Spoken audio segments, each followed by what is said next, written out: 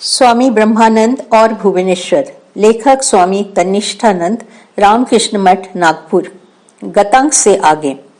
भुवनेश्वर मठ की स्थापना 29 अक्टूबर 1919 को महाराज अनेक साधु भक्तों के साथ बेलूर मठ से भुवनेश्वर पहुंचे।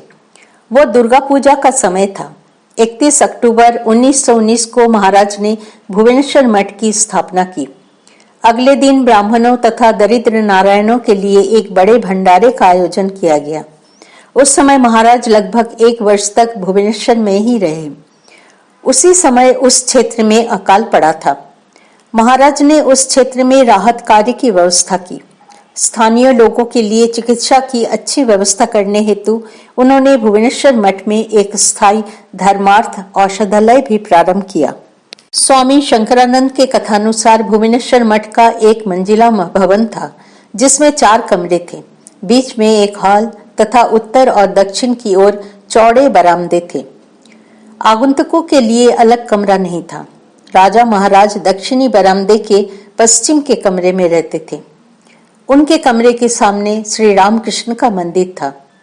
मंदिर की पहली मंजिल का निर्माण महाराज के समय में आरंभ हुआ था, लेकिन उनकी महासमाधि के बाद वो पूरा हुआ।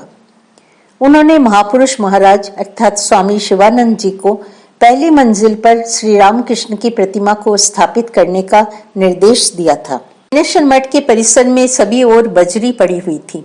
स्वामी ब्रह्मानंद जी ने 1 वर्ष में ही उसे फलों के पेड़ों और फूलों के पौधों से सजा दिया। जब कोई आश्रम देखने आता, उसे यह स्थान रेगिस्तान में एक मरुद्यान सदृश लगता था।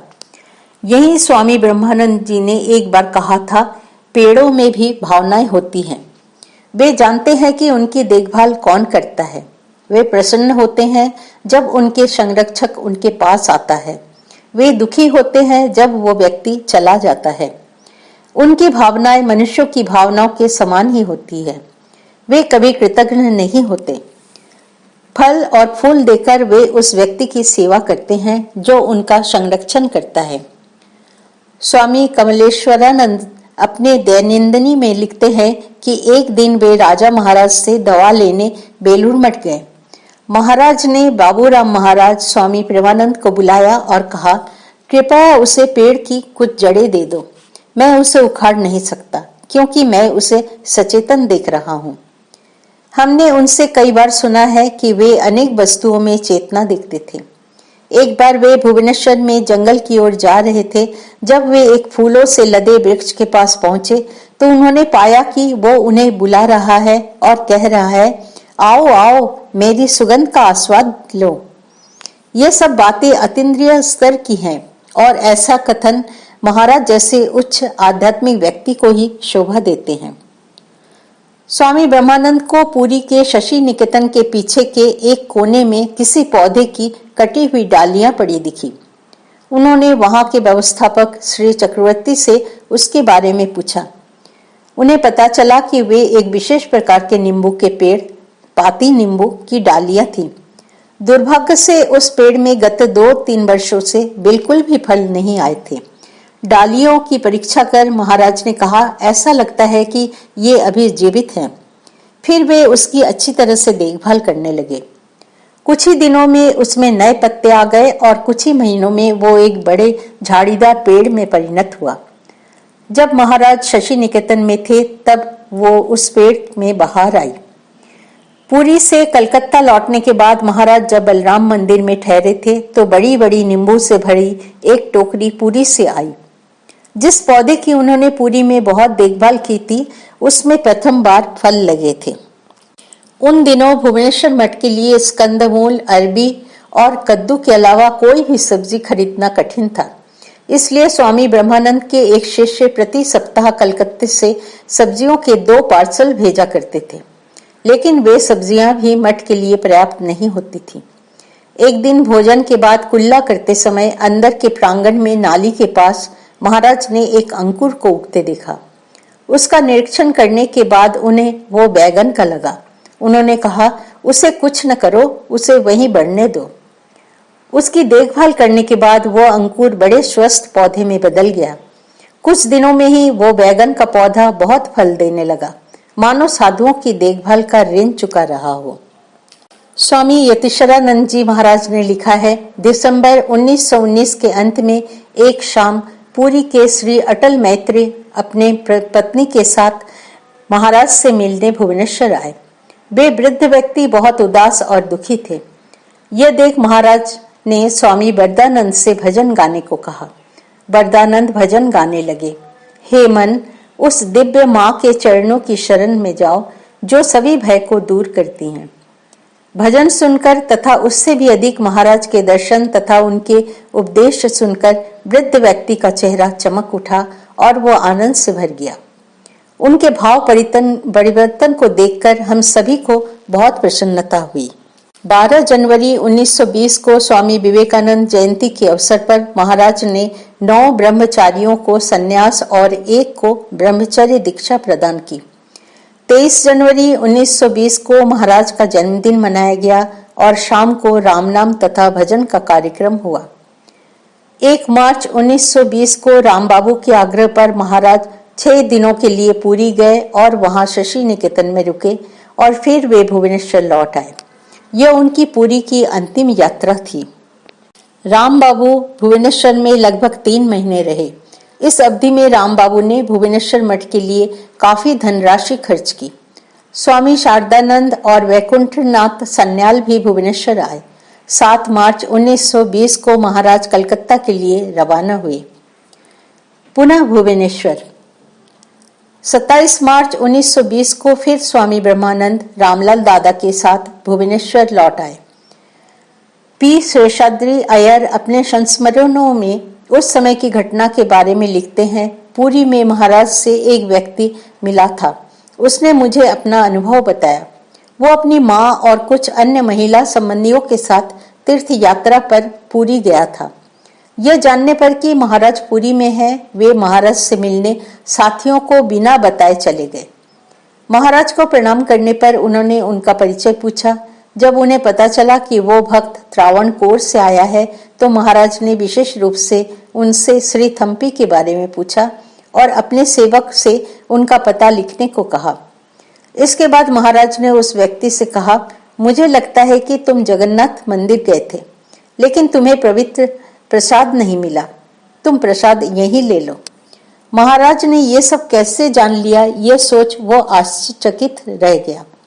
महाराज की आज्ञानुसार उसने प्रसाद ग्रहण किया और महाराज पूरे समय उसे देखते रहे।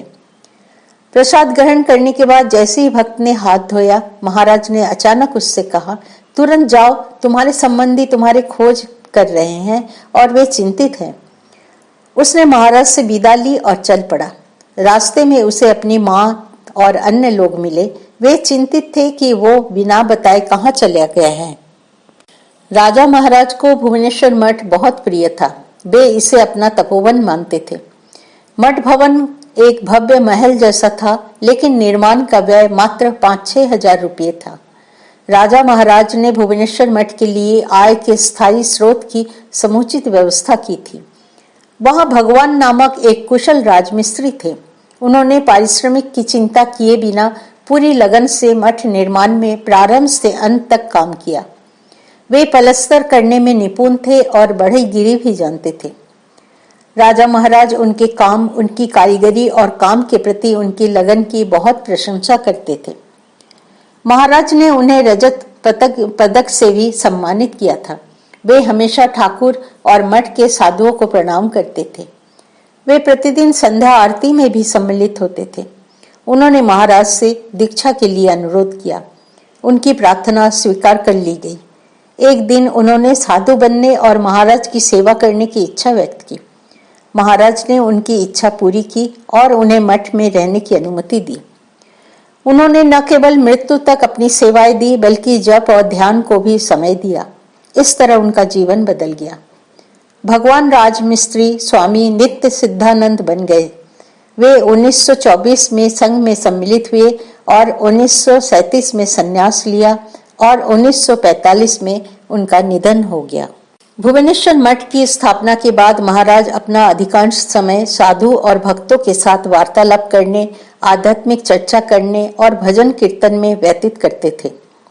एक दिन एक साधु ने महाराज को प्रणाम करके आशीर्वाद मांगा ताकि उसे ठाकुर के चरणों में भक्ति मिल सके। महाराज कुछ देर मौन रहे और गंभीर हो गए तथा थोड़ी देर बाद बोले, देखो, अगर कोई पूर्ण रूप से केवल भगवान पर निर्भर होकर विनम्र हो जाए तथा सदैव दीन भाव रखे तभी उसे भक्ति मिल सकती है। जप और ध्यान के बारे में बहुत सी बातें बताने के बाद उन्होंने उनसे कहा, सदैव जप करते रहो, यहाँ तक कि सांस लेते हुए भी। एक बार इसकी आदत डाल दी जाए तो जप तुम्हारे लिए स्वाभाविक हो जाएगा और वो नींद से पहले तथा पश्चात भी जारी रहेगा। अगर कोई अपना जप और ध्यान ठीक से करता है तो उसे तप के प्रभाव से एक मठ सुचारू रूप से चल सकता है। 1919-1920 में भुवनेश्वर क्षेत्र के 3 स्थानों पर रामकृष्ण संघ का राहत कार्य चल रहा था। राहत कार्य के प्रभारी साधु अथक परिश्रम कर रहे थे। सखी चंद बाबू नामक एक भक्त अभावग्रस्तों को बांटने के लिए विभिन्न स्थानों से बहुत सारे कपड़े इकट्ठा करते थे। एक बार उन्होंने महाराज को बहुत सारे कपड़े और व्यवस्थापक महाराज को वितरण करने के लिए अभावग्रस्तों की सूची दी। उत्तर में व्यवस्थापक महाराज ने कहा, केवल आपने दिए हैं, इसलिए हम तब तक कपड़े वितरित नहीं करेंगे जब तक हम सूची की जांच न कर ले। हम मिशन के निर्णयानुसार अभावग्रस्तों को कपड़े वितरित करते हैं। इस स्पष्ट व्यवहार से सखी चंद बाबू दुखी हुए। बिना किसी को कुछ बताए वे वहां से चले गए। जब महाराज को इस घटना के बारे में पता चला तो उन्होंने साधु को बुलाया और घटना के सच्चाई की जांच की। उस साधु ने कहा कि उसने केवल मिशन के नियमों का पालन किया है। इस पर महाराज नाराज हो गए और उससे कहा, शिष्टाचार का पालन करना भी तो मिशन का नियम है। तुम उनसे कह सकते थे कि उचित जांच के बाद कपड़े वितरित किए जाएंगे। महाराज के निर्देशानुसार साधु के द्वारा सखी चंद बाबू से क्षमा मांगने पर सखी चंद बाबू बहुत लज्जा का अनुभव करने लगे। पंडित क्षीरोद प्रसाद विद्या विनोद ने अपनी आत्मकथा में निम्नलिखित घटना का वर्णन किया है। सन 1920 में मैं भुवनेश्वर आश्रम में स्वामी ब्रह्मानंद से मिला था। तब मैंने उनसे कहा, मैं श्री रामकृष्ण के दर्शन कर सकता था। यह मेरा दुर्भाग्य है कि वो अवसर मेरे हाथ से चला गया। मैं तब विद्यार्थी था। ठाकुर के बारे में सुनकर एक दिन मैं दक्षिणेश्वर जाकर उनसे मिलना चाहता था।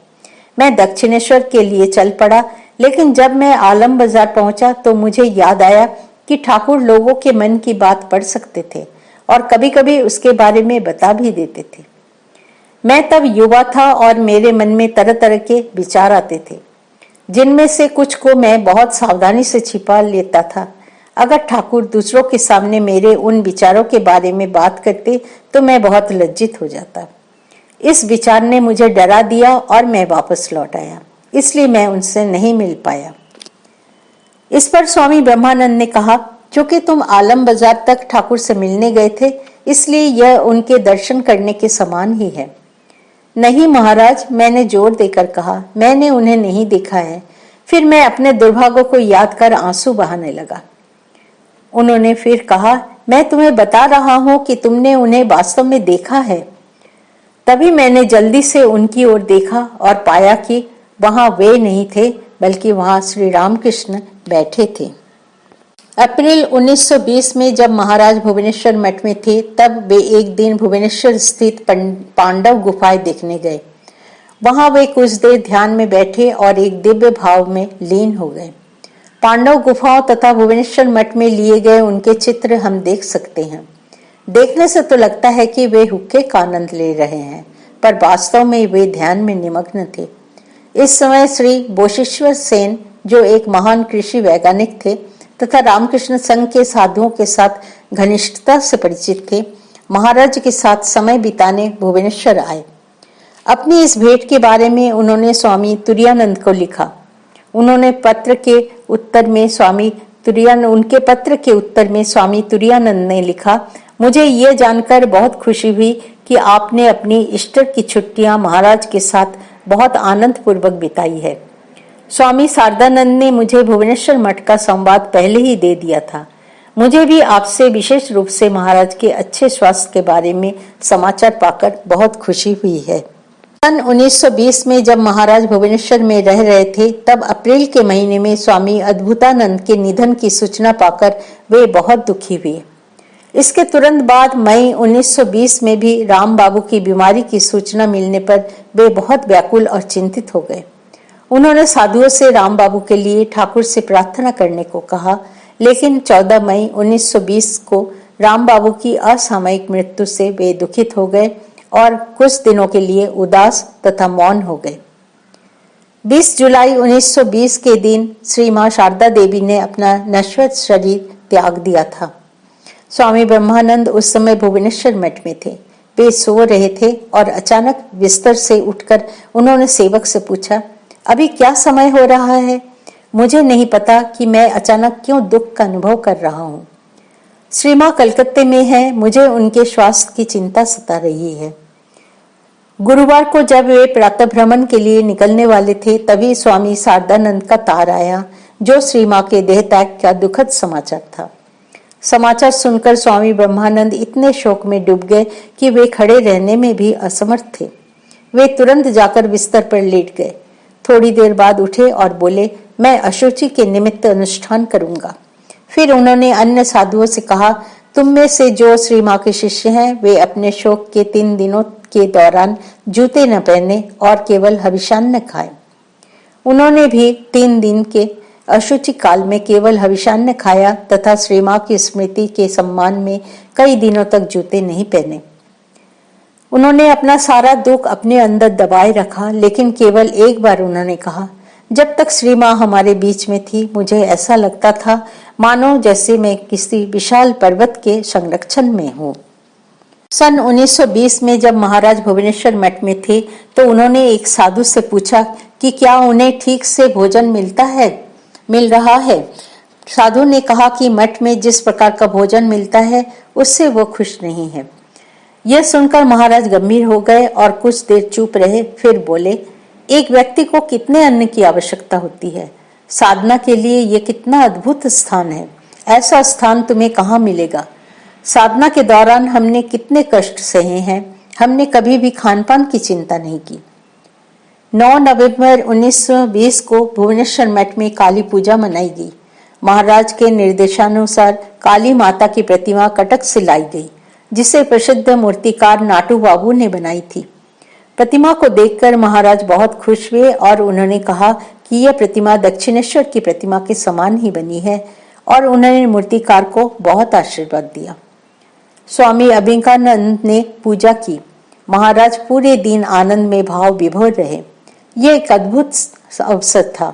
उन्होंने 4 दिसंबर 1920 की शाम को बेलूर मठ के लिए प्रस्थान किया। क्रमशः